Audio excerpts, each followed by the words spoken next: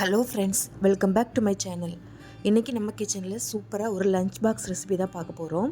பூண்டு வச்சு எப்படி சாதம் செய்கிறதுன்னு பார்க்கலாம். இது செய்கிறதுக்கு ரொம்ப ஈஸியான மெத்தடில் தான் இன்றைக்கி செய்ய போகிறோம். அதே சமயத்தில் டேஸ்ட்டும் ரொம்ப சூப்பராக இருக்கும். கண்டிப்பாக அதை நீங்கள் ஒரு வாட்டி ட்ரை பண்ணி பாருங்கள். காலையில் பசங்களுக்கு ஸ்கூலுக்கு கொடுத்து விடுறதுக்காக நம்ம டக்குன்னு செய்கிறது இதை கண்டிப்பாக நீங்கள் ட்ரை பண்ணி பார்க்கலாம். கூடவே இது தொட்டுக்கிற மாதிரி சூப்பரான ஒரு உருளைக்கிழங்கு வறுவல் எப்படி செய்கிறதுன்னு பார்க்கலாம். இந்த உருளைக்கிழங்கு வறுவல் செய்கிறதுக்கு ரொம்ப மசாலாலாம் நம்ம ரெடி பண்ணி சேர்க்கணும் அப்படின்லாம் அவசியம் இல்லை. ரொம்ப சிம்பிளான மெத்தடில் இன்றைக்கி நம்ம செய்ய போகிறோம். டேஸ்ட்டும் ரொம்ப சூப்பராக இருக்கும். வாங்க இப்போ இந்த பூண்டு சாதம் எப்படி செய்கிறதுன்னு பார்க்கலாம். அதுக்கு நம்ம ஒரு 4லேருந்து 5 ஸ்பூன் அளவுக்கு நெய் சேர்த்துக்கலாம்.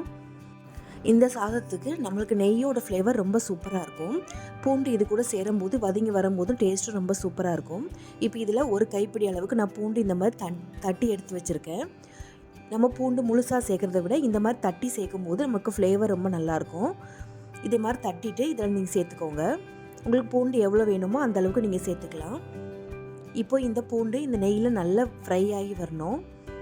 நல்லா இதோட கலர் எல்லாம் மாறி வரணும். அந்தளவுக்கு நம்ம ஃப்ரை பண்ணி எடுத்துக்கணும்.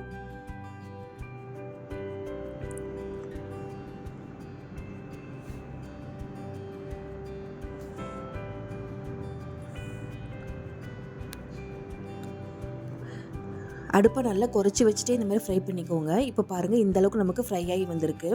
இன்னுமே கொஞ்சம் ஃப்ரை ஆகட்டும்.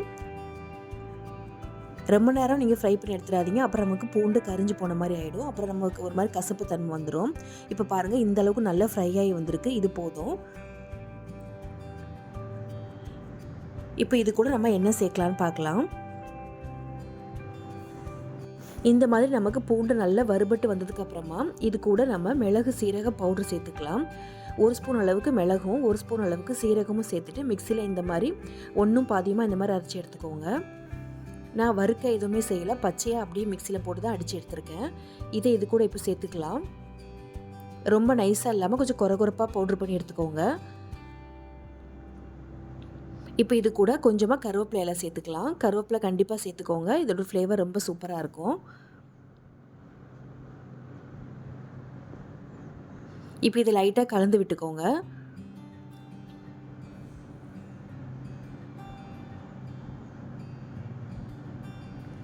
இதை அடுப்பை நல்லா சிம்லேயே வச்சுட்டு பண்ணுங்கள். ஏன்னா பூண்டு நம்ம சேர்த்துருக்கிறதுனால அடி பிடிக்க வாய்ப்பு இருக்குது. அதனால் சிம்லேயே வச்சுட்டு நல்லா மிக்ஸ் பண்ணி விடுங்க. இப்போ இந்த சாதத்துக்கு தேவையான அளவுக்கு உப்பு சேர்த்துக்கலாம்.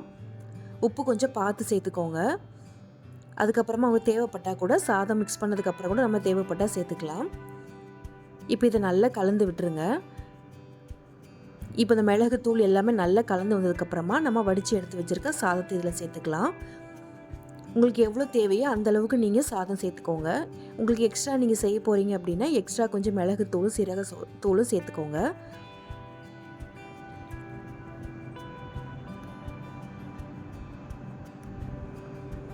இப்போ நம்ம சாதம் சேர்த்ததுக்கப்புறமா இதை நல்லா மிக்ஸ் பண்ணி விடலாம். இதுக்கு ரொம்ப முக்கியமாக சாதம் நல்லா உதிரி உதிரியாக வடித்து எடுத்துக்கோங்க. அப்போ தான் நல்லாயிருக்கும். நீங்கள் குழஞ்சி போயிட்டுனா ரொம்ப ஒரு மாதிரி கொழகொழப்பாக ஆன மாதிரி இருக்கும். இந்த சாதம் நல்லா உதிரி உதிரியாக இருந்தால் தான் டேஸ்ட்டும் நல்லாயிருக்கும். நமக்கு சாப்பிட்றதுக்கும் நல்லாயிருக்கும்.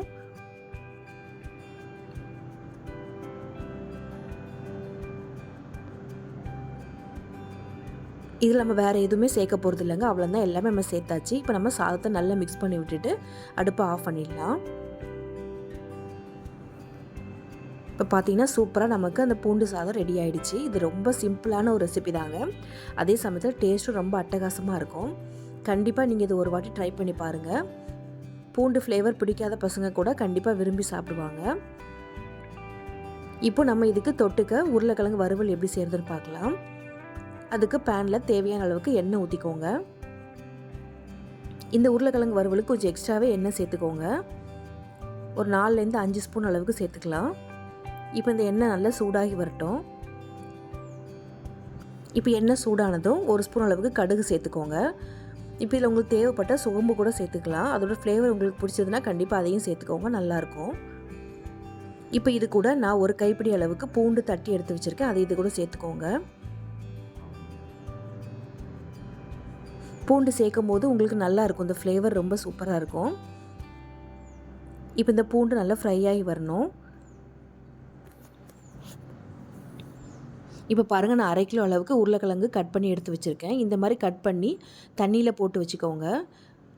தண்ணியில் கொஞ்சமாக உப்பு சேர்த்துட்டு இந்த மாதிரி போட்டிங்கன்னா கருக்காமல் இருக்கும் உருளைக்கிழங்கு உங்களுக்கு. இப்போ பூண்டு நல்லா பொரிஞ்சு வரட்டும். இப்போ பூண்டு இந்த அளவுக்கு நல்லா பொரிஞ்சு வந்ததுக்கப்புறமா நம்ம கட் பண்ணி வச்சுருக்க உருளைக்கிழங்கு இதில் சேர்த்துக்கலாம். உருளைக்கிழங்கு எல்லாமே ஒரே சைஸாக கட் பண்ணி எடுத்துக்கோங்க. அப்போ தான் உங்களுக்கு வெந்து வரதுக்கு கரெக்டாக இருக்கும். இப்போ பாருங்கள், உருளைக்கிழங்கு எல்லாம் சேர்த்துட்டு நல்லா மிக்ஸ் பண்ணி விடுங்க.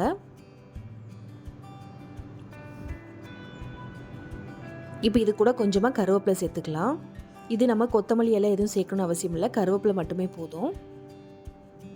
இதை மறுபடியும் ஒரு வாட்டி நல்லா கலந்து விட்டுட்டு இது இப்போ நம்ம வேக வச்சுக்கலாம். இப்போ உப்பு மசாலாத்தூள் எதுவுமே சேர்க்காதீங்க. உப்பு நீங்கள் ஃபஸ்ட்டே சேர்த்துட்டிங்கன்னா உருளைக்கிழங்கு சீக்கிரமாக வெந்து வராது. இப்போ இதை ஒரு 4லேருந்து 5 நிமிஷம் அப்படியே மூடி விட்டுடலாம். உப்பு சேர்க்காம இருக்கிறதுனால நமக்கு டக்குன்னு வெந்து வந்துடும்.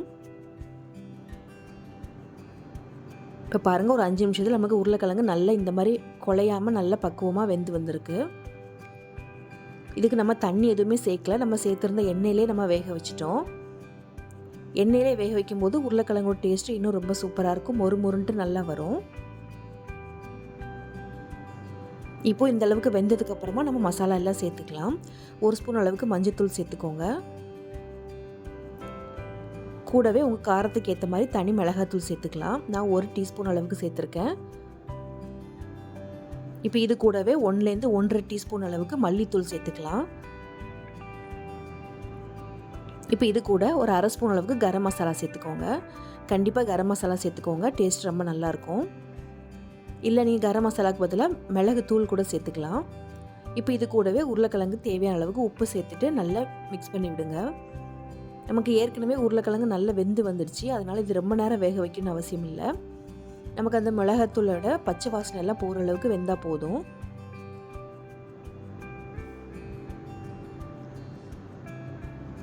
இப்போ இதை நல்லா மிக்ஸ் பண்ணி விட்டு ஒரு 2 நிமிஷம் மட்டும் அப்படியே மூடி விட்டுருங்க.